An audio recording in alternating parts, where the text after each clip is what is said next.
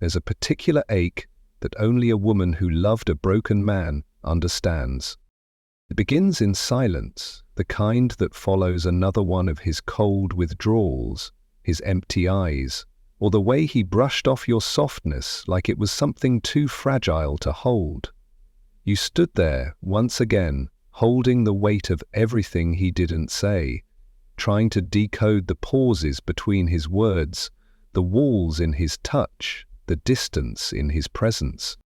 You didn't ask for perfection. You knew he had wounds. You loved him through them, through the haunted looks, the deep sighs, the emotional shutdowns. You told yourself you could help him heal, that love would eventually reach the places he tried to bury. You saw the child inside him, the man trying to protect his own heart by never truly offering it, and you stayed. You became his safe place, his mirror, his emotional shelter. But somehow, the more you loved him, the more he slipped away. Not because your love wasn't deep enough, but because he didn't know how to receive it. And now you're left with questions that never get answered. Why didn't he choose you? Why did he shut you out, just when you offered your heart without condition? You wonder if maybe you were too much or not enough. Maybe if you were quieter, more patient, less emotional. Maybe if you gave him more space, more time, more of yourself. But here's what most women don't realize, what no one ever taught you. You were never the problem. He couldn't love you back, not because you weren't worthy, but because the love you gave him touched parts of him he was terrified to feel. The emotional intimacy you offered required him to face his shadow, the unloved parts of himself he still runs from. Carl Jung called this the meeting of opposites within us, the feminine anima and masculine animus, the self and the shadow, the wounded and the whole. So when your love reached into his brokenness, it reflected what he couldn't yet face within, and rather than rise, he retreated. You are not alone in this. This pain, this pattern, this longing, it lives in the hearts of women across generations. You're not just feeling your sorrow, you're feeling the echo of the collective feminine, the ones who loved men who never learned how to love them back. There's a kind of love that feels more like quiet survival than romance, a love that's laced with hope but heavy with exhaustion. You wake up each day wondering what version of him will show up, or if he'll show up at all. You read between texts, you analyze silences, you internalize coldness. Not because you're needy, but because somewhere deep inside, you believe love must be proven to be kept. Earned, maintained, fought for. You tell yourself, he's been hurt, he just needs time. He's scared to love, I'll show him he's safe. I can be the one who stays when everyone else left. But what you don't say out loud is this. You're scared too. Scared that if you stop pouring, he'll disappear. Scared that if you stop fixing, he'll break. Scared that if you stop proving, you'll no longer feel needed. Carl Jung called this the shadow, the hidden self we don't want to see.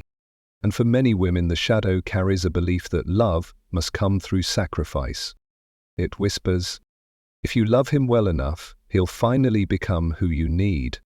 If you keep giving, one day he'll finally give back.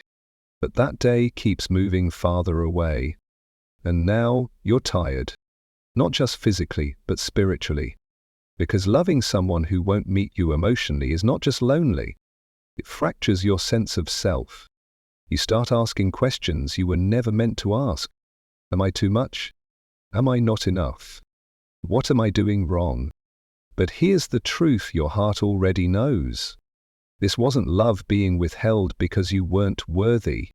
It was a man who couldn't face his own wounds, projecting them onto you. Jung believed that what we reject in ourselves gets cast onto others. So maybe he saw your softness as weakness, not because it was, but because he was taught to fear vulnerability. Maybe your loyalty made him feel exposed, not because you did anything wrong, but because he was never taught how to be seen and still feel safe. Maybe the love you offered stirred a part of him he had long buried, and instead of receiving it, he ran, and you stayed, longer than you should have, not because you lacked self-respect, but because you remembered what it felt like to be unloved, and you didn't want him to feel that way too. But here's what you didn't realize. You weren't loving him through his damage. You were losing yourself in it. You stopped speaking your needs because his moods took up all the space. You stopped asking for more because more always led to distance. You convince yourself crumbs were love, because some days he gave just enough to keep you hoping. And in all of this, you silenced your own inner voice. That voice that used to whisper, "You deserve tenderness. You deserve consistency. You deserve to feel safe when you love." Instead, your nervous system became a battlefield. One part of you still believed in the beauty of what you saw in him. The other part, the quieter one, began grieving, not just the relationship, but the version of you that had disappeared trying to hold it together. This is where the healing begins, not by blaming yourself, not by resenting him, but by finally witnessing the pattern. You believed love must be earned, because somewhere in your story, love came with conditions. So now, you chase validation. You confuse emotional unavailability with depth. You think if you can just unlock him, then you'll finally be worthy of being chosen. But real love doesn't ask you to prove your worth. It mirrors it. It doesn't feel like confusion. It feels like calm. You are not crazy. You are not weak. You are not broken for wanting connection, consistency, softness, clarity. You are simply human. A woman with a deep heart, trying to unlearn the lie that love and pain must coexist. Now it's time to remember who you were before the pattern, before you made his emotional wounds your responsibility, before you confused effort with value. You can walk away, not as a victim, but as a woman reclaiming her own mirror, the one that says, "My love is sacred, and I will no longer pour it into hands that tremble at the weight of it." And even if he couldn't love you back, that doesn't mean you were unlovable. It means he wasn't ready to meet a love that deep. And that's not yours to fix. It never was. You've spent so much time trying to figure out what went wrong. Why he pulled away just when things felt real. Why he shut down when you opened your heart the widest. Why he said he loved you but never chose you. There's a quiet, aching confusion that lingers in the aftermath of loving a man who couldn't meet you emotionally. It's not just heartbreak, it's a rupture in your sense of self. You begin to question your instincts, your value, your femininity. You wonder, was I too vulnerable? Too intense? Too much for someone like him? And beneath all those questions is the silent truth you rarely voice. I just wanted to be loved for who I am. But here's what you've never been told. And by the end of this video, you'll understand exactly how to stop internalizing his distance as your failure and start seeing it as a mirror of his emotional capacity. You'll learn the secret emotional code behind why men detach when a woman gets too close. Why, in Jungian terms, his ego had to protect itself from the very intimacy he craved. Why your feminine presence activated his shadow. The vulnerable, wounded inner child he hasn't integrated. And how that very reaction says more about his journey than your worth. We'll explore how your anima, your inner feminine soul, reached out to connect with his animus, the masculine energy within him, and how, when a man hasn't yet made peace with his own inner feminine, he runs from the connection that asks him to soften, feel, and awaken. And most importantly, you'll begin to see your own emotional patterns through a new lens, not as flaws, but as sacred signals, pointing toward your own individuation. That deep Jungian process of becoming whole. This video isn't about blaming him. It's about freeing you. Because once you see what really happened, and what part of him your love triggered, something inside you will finally exhale. You'll stop chasing answers that don't belong to you.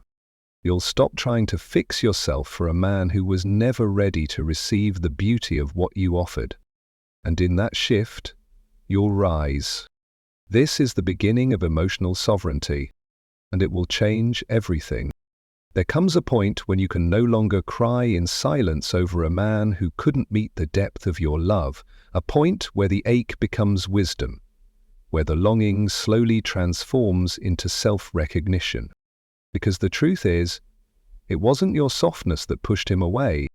It was how deeply that softness reflected everything he hadn't yet made peace with in himself.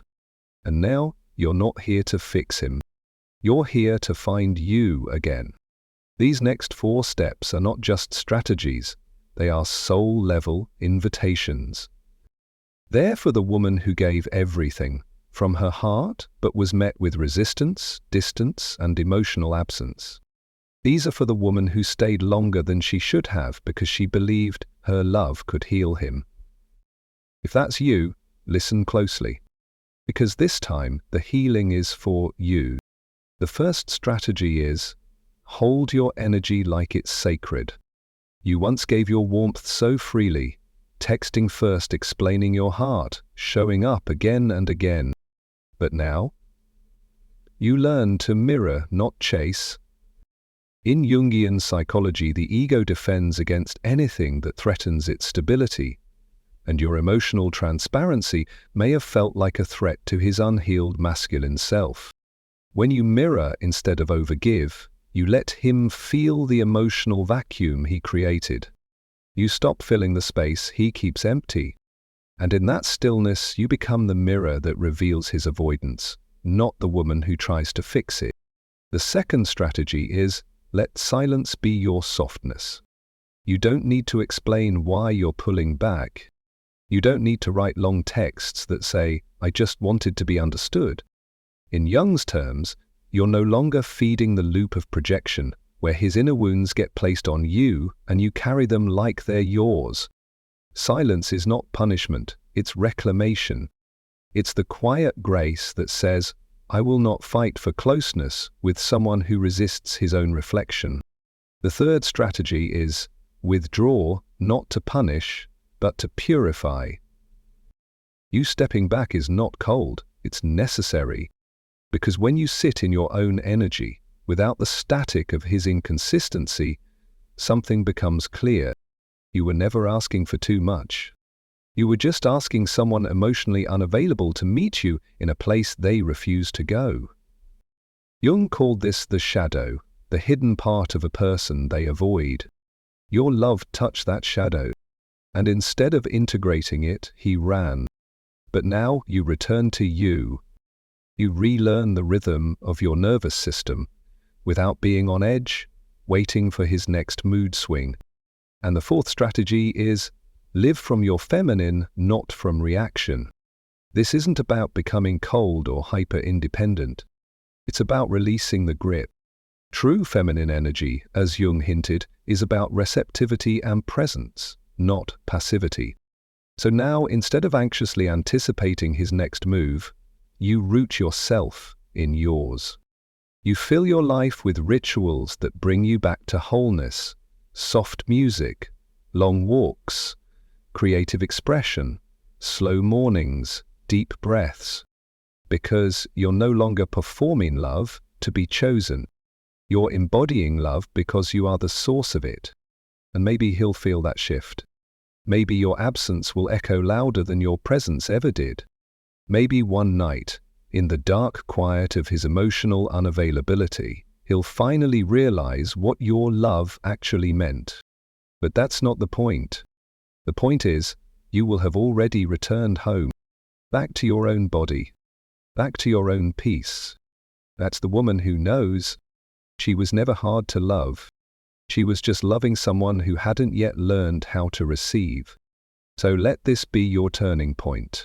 Not the bitter kind, the one where you don't close off, you just rise higher. Not because you're trying to be chosen, but because you finally choose yourself. And in doing so, you become unforgettable. You loved him from a place that didn't expect perfection, only presence. You gave your loyalty not just to his smile or his strength, but to the broken, jagged parts of him he tried to hide. You stayed, not because it was easy, but because you believed that love could reach even the places he'd abandoned inside himself. You saw his wounds and didn't run. You saw his silence and tried to understand it. You saw his pain and tried to become the balm. But still, he couldn't love you back. Not the way your soul ached for. Not the way you hoped your consistency could teach him. And that is the ache that lingers the longest. It's not the breakup, not the absence, but the reality that your love, no matter how deep, soft, patient, or pure, was not enough to make him choose healing. Carl Jung once spoke of this, not in a romantic sense, but in a deeply human one. He described a period in his own life when, after breaking away from Freud, he entered what he called a confrontation with the unconscious. He became isolated, confused, and detached from the external world. He felt broken not because he lacked brilliance, but because he had lost touch with the very center of his being. He was unraveling, not because others failed him, but because he had to meet his shadow. And this is what you must understand. When a man is disconnected from himself, he cannot connect with you. He may feel the warmth of your love, but it will burn him, not comfort him. Because to truly love you, he would first have to face himself. So if you ever wondered, why wasn't I enough? Let me tell you a truth that will realign your soul. It was never about you not being lovable. It was about him not being emotionally available.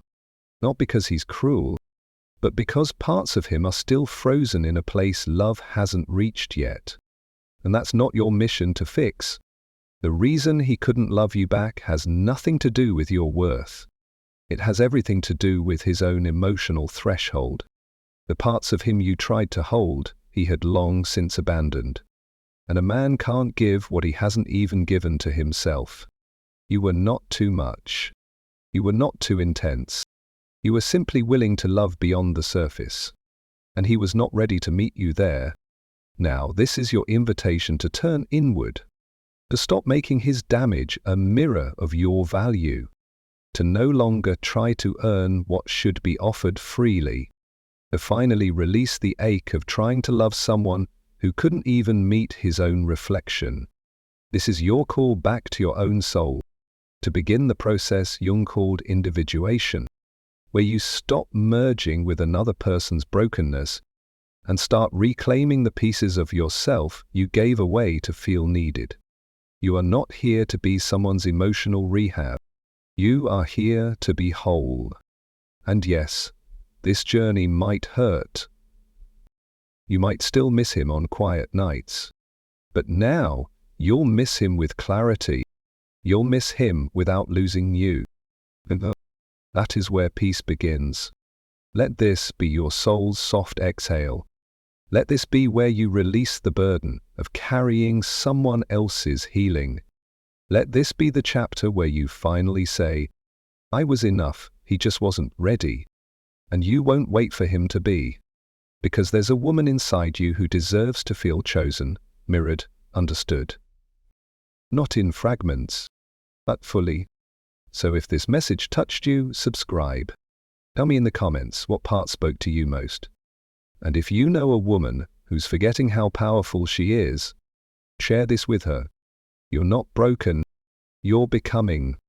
And he may never forget you, but you will finally remember yourself.